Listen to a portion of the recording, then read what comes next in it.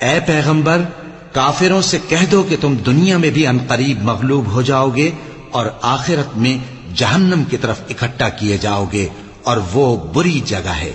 تمہارے لیے دو گروہوں میں جو جنگ بدر کے دن آپس میں بھڑ گئے قدرت الہی کی عظیم الشان نشانی تھی۔ ایک گروہ مسلمانوں کا تھا، وہ اللہ کی راہ میں لڑ رہا تھا، اور دوسرا گروہ کافروں کا تھا، وہ ان کو اپنی آنکھوں سے اپنے سے دگنا مشاہدہ کر رہا تھا۔ اور اللہ اپنی نصرت سے جس کو چاہتا ہے مدد دیتا ہے۔ جو اہل بصارت ہیں ان کے لیے اس واقعے میں بڑی عبرت ہے۔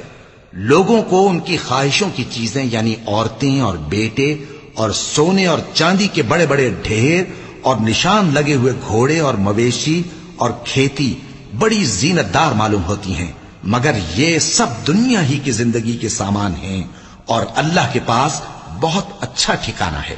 اے پیغمبر، ان سے کہو کہ بھلا میں تم کو ایسی چیز بتاؤں جو ان چیزوں سے کہیں اچھی ہو۔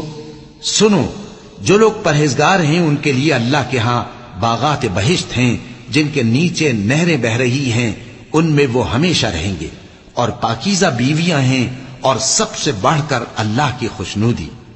اور اللہ اپنے سب بندوں کو دیکھ رہا ہے جو اللہ سے التجا کرتے ہیں کہ اے پروردگار، ہم ایمان لے آئے سو ہم کو ہمارے گناہ معاف فرما اور ہم کو دوزخ کے عذاب سے